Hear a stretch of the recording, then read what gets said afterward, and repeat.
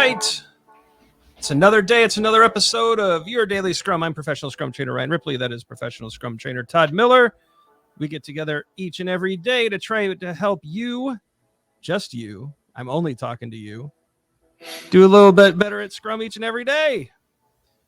All right. Mr. Miller has a board set up. By the way, like and subscribe so you don't miss this stuff. Leave us your comments. Let us know what you're thinking as we do these videos. Do you like them? Do you hate them? Do you want to see more questions? We don't know unless you tell us. We need your feedback. Read the description. Check out our book. Check out our classes. All right, Mr. Miller, what have you teed up today? This is the last in our series to talk about how the Scrum team collaborates in the Scrum events. Yeah. It's kind of sad. If I could also ask a favor of all of our community here to put hashtag Todd's team down here. Daniel Vacanti and I continue in a feud with one another. So I need people. Team Todd. Yeah, be on my team, not Dan's team. Yeah, we got to be on Todd's team, right? Yeah. How do you like that, Dan? Down with Kanban Dan. All right. Getting into it, though. Sprint retrospective, right? Sprint retrospective, the event that happens at the end of the sprint where we get together as a Scrum team to decide on some improvement items for the next sprint, right? This is all about process. We're looking at process. So what are we talking about here? Let's maybe start with the product owner, Ryan. Yeah, I think the product owner is really looking at, I think the product owner has a lot of angles to think about, right? Mm-hmm. How is stakeholder management, collaboration, and engagement going? Mm-hmm. Is product backlog refinement happening and working? And the reason we're really interested in that is not for the mechanical act of refinement. It's refinement brings transparency to the product backlog. And so is transparency between the product owner and the stakeholder and the product owner and the developers as far as the product backlog is concerned. Is that happening? And has the product backlog become easier to understand? And is there good communication between the Scrum Master and the devs? And can we easily talk about product goals and sprint goals and whether or not those are being achieved and what the future looks like and the vision? And so the product owner is really inspecting all of those different collaborative angles, some of the practices like product backlog refinement, and really seeing have I think the key the product owner question in the retro, Todd, have I helped bring transparency to the product backlog this sprint, right? And that's with stakeholders and the Scrum team members and users and internal people. I think that's kind of the swing thought for the product owner. What do you think? I like it. Yeah. And that's an interesting, very unique perspective compared to the rest of the Scrum team, right? And this is all about creating transparency. And I just I kind of highlighted this product backlog transparency because I really like that comment. And really all of these really relate to that, right? Yeah. All of these really relate with that. And it's about relationship too. But I think having a transparent product backlog, that is thought number one for the product owner in the retro. And if we're not getting it, how do we help get a little bit closer to that goal? Every day. So let's moving on. So I think that was a very good diagnosis of the product owner here. The Scrum Master, this is a different perspective, right? Yeah, I think not that the Scrum Master doesn't care about the things that a product owner cares about, but ultimately, facilitate. The Scrum Master may facilitate. They don't have to. I think that the hard thing about facilitation is it's really hard to facilitate and participate. And I think the Scrum Master has a lot to say here. So maybe you rotate facilitation, something happens. They don't have to facilitate. Oftentimes they do, but I'm not sure how much I like that. I don't know. But I mean, thinking about the Scrum team's effectiveness, is the Scrum team effective? Is Scrum being upheld? How's our process? Are we adhering to Scrum in its fullest? Is there anything stopping us from adhering to Scrum? Is there any outside influences? Are there still impediments that we can't resolve? So this is a really unique perspective that a Scrum Master brings here. Really, the lens of Scrum is what I see this, right? Yeah, and this note here about looking for ways to improve effectiveness, Todd, and I think that's a really big thing to zero in on.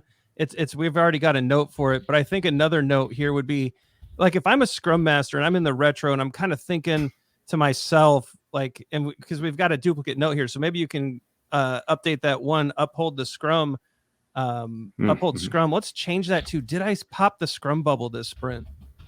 Right? Did I get out in the organization? Did I work on organizational impediments, which actually will lead to the Scrum team being more effective? Am I coaching leaders? Am I partnering with management? have I popped that bubble? I think that's the big swing thought that will lead to that effectiveness. We lead that charge with the Scrum values, and in turn, we end up getting the right to uphold Scrum. We earn the right to do that through delivery and effectiveness. Yeah, you saw me toss Scrum values in there. I thought that was an important one. I love it. Cool. You know, the developers, last but not least, they've got to inspect the definition of done. They got to check on quality each and every retrospective. Are they working well together? Right? Are there starting to be, is Jeffrey rearing his ugly head on the team? If you've been in our advanced Scrum Master class of PSM2, you know exactly what we're talking about. Are there conflicts that need to be worked on? Are they building things together? Are they a golf team or a basketball team? Are they going up and down the court working together, or are they playing their own ball and hoping everything comes together at the end? Quality is huge. Delivery is huge.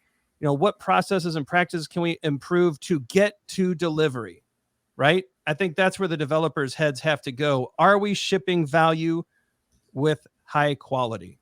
Yeah, I just want to zero in on this quality, right? And like something that might be like, do we have the right tools to do this? Yep. Are we building with quality? I'm going to add delivering. Are we delivering, right? I think some of these can be universally applied across the entire Scrum team. But when I think about developers, I think about a carpenter, right? A carpenter that's in his or her garage building a table, right? Do we have the right tools to build that table? Are we putting it together the right way? Does the customer that we're building it for know exactly what we're doing, and our expectations clear about the size of the table, about the orientation of the table, about what the shape of the table is going to be like? Do we have everything that we need? Do we have proper lighting, right? So right. I always kind of, my grandfather was a master carpenter, and I always think of that when I think about what the developers care about here in the retrospective. And it's interesting because what happens when we add all these together is some very unique perspectives, right? Very unique perspectives that should result in 1 to 2 improvement items for the next sprint that are universally applicable, don't you think? Absolutely. And so the end result is 1 to 2 improvement items, as Todd said. The other implication we want to highlight before we close this one out, if you're a product owner, Scrum Master, or developer, if you're fulfilling one of the accountabilities on a Scrum team, you should be preparing ahead of time for your retro. These are things that you need to be prepared to speak to, prepared to help coordinate and understand and discuss, so that we have an effective retrospective. If you're showing up without being prepared, if a product owner can't speak to the product backlog, if a Scrum Master can't speak to effectiveness, and the developers have no idea how delivery and quality are going, EBM might be a cool way to look at that, by the way, then the retro won't be all that it could be. So show up, prepare. And actually, this applies to all events. I think that's a good note too, Todd. Yeah, I just had to put it in there because I think it was a good ad. Be prepared. All right. That's a wrap. That's a wrap for the series. Goodbye, series. Well, maybe we'll go back to questions. Let us know in the comments where you think we should go next. Are there some topics out there you'd like for us to talk about? Are there questions you want us to take on? Be sure to like and subscribe so you don't miss what's next. Leave us your comments to tell us what you need. Ask your questions, do all that fun stuff. Check out the socials. We're pretty active on Facebook, Twitter, and LinkedIn. Check out the videos below. The algorithm thinks you'll like them. We do too. Check out our description. Make sure that you get our book, Fixing Your Scrum. Lots of great stuff in there about all the Scrum events. Take a class with us. We do these kind of activities and more to help you really understand the accountabilities, the events, the artifacts, and how to get effectiveness and quality and delivery through Scrum. I think that's enough. It's a Thursday. Tomorrow's Friday. Can't wait to see you then. For Todd Miller, I'm Ryan Ripley. Have a great night. We'll be back tomorrow. See you.